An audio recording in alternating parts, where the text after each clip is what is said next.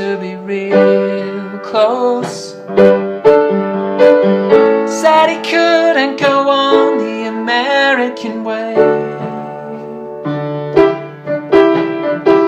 Closed the shop, sold the house, bought a ticket to the West Coast. Now he gives them a stand-up routine in LA.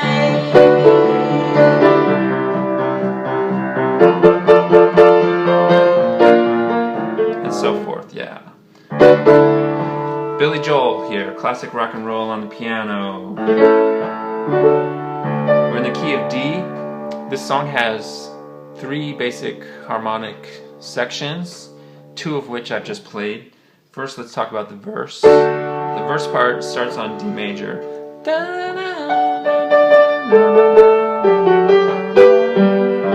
It's basically D, G, A. Back to D. So it's 1, has a 4 on the G, 5 on the A, back to 1. So it's one of those 1-4-5 deals. But a twist on the 1, it goes to this first inversion. It goes, starts out root position. First inversion there, the bass moves up to the F sharp. And the function of that is like a leading tone, pushing it up to G. So the leading tone would be like when you have a note that's a half step beneath where you're going. So we're going to a G. The bass is on the F sharp, leading up to the G, just pushing it right up there. And then to the A, which is the 5. And then there's this little, when you're on this D, on the 1, at the end of this verse pattern, has that riff there, like on the intro, which is a suspension. You got a D in the bass, you have an E and a G here, suspended, so it's a 2-4 are suspended. Resolving back down to the 1 and the 3 and the D and the F sharp. See that?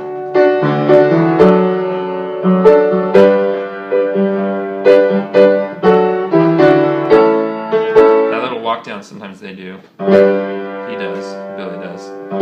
On this, so you got D first inversion, G, and then you can do, I think it's the part, I don't care what you say anymore, this is my life.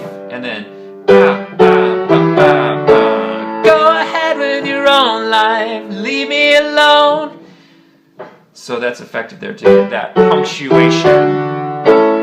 So it's a G, and just stepping down, I just step it down by thirds. You can do this D here too as well. The bass steps down. I just keep the D on the thumb, but I step down in thirds. Basically like that. And then to an A. Right?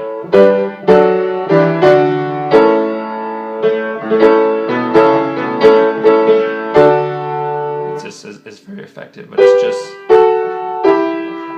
stepping down in thirds through the key. And then jump into that A. So let's talk about this part. This is where it gets a little more complicated. In the verse you just have the 1s, 4s, and 5s, but then this one gets a little weird. It starts on a D, but you got this B, so it's a 6. There's your regular D, move the 5 up to a 6. So you got a D6. And then it shifts down to this quickly. So it goes from the 6 to the 5, but then the 3 goes to the 2. So you have, it's moving in fourths, parallel fourths, which usually we don't do in music, but sometimes it sounds awesome. And then jumps out a key signature here to a C9. You've got a C, but then you've got a D up here, which is your 9.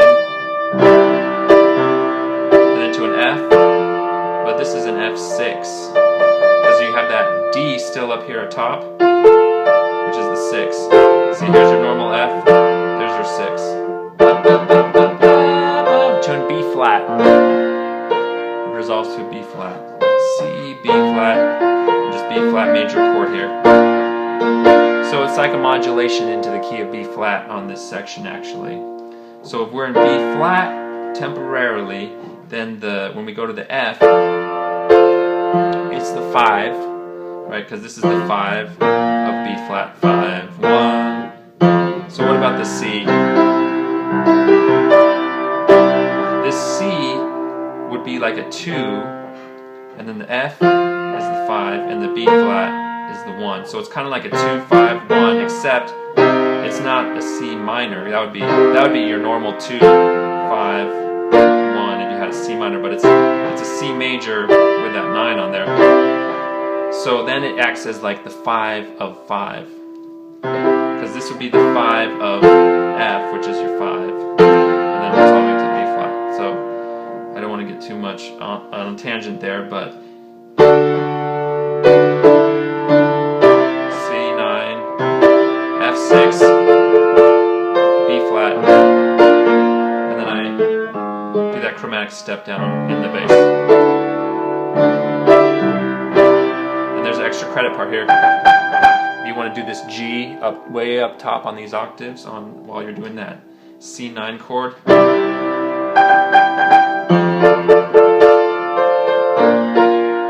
It's kind of tricky though to add it when you're doing all the bass octaves, and the rhythm of it is just kind of, let's see if I can do it.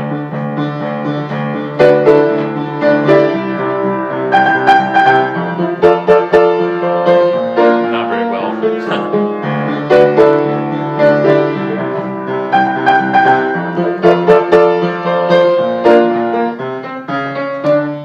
Alright, let's talk about the third section now. We've gone over those two. The third section, then what's left over is this part on B minor. I never said you had to offer me a second chance. I never said I was a victim of circumstance. I still belong. Don't get me wrong. You can speak your mind, but not on my time.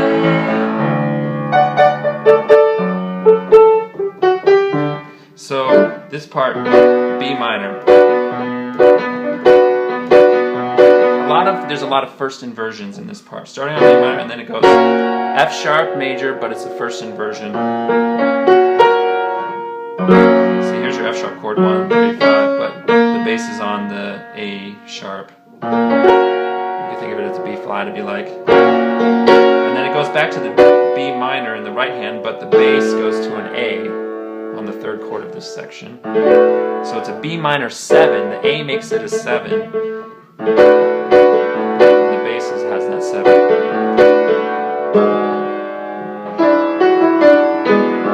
This is an E7 first inversion. This section is full of first inversions, I told you. So here's your E7, E, G sharp, B, D, but we have the bass hold down that third, so it's the first inversion on the G sharp. And then do this little tag, ba, ba, ba, da, da. So the bass has that cool movement there. So there's your E7 first inversion, and then E, F sharp to the G. I still belong. So we go up to that G, I still belong, and then it's a D first inversion. Bass goes to an F sharp, A, D. I still belong. And then back to an F sharp first inversion. Don't get me wrong. To the B flat. I mean B minor. Sorry, I always say that. B minor. And then E7. This time not first inversion, it's just regular. You can speak your mind to an A, but it's a suspended A. So here's your A, right? So you suspend the 2 and the 4, similarly to how we did the 2 and the 4 on the D earlier. But not on my time. Right? Because we had this. Remember that riff? That's the 2 and the 4 suspended. It does it the same on this one. But not on my time. Not exactly the same, but pretty similar.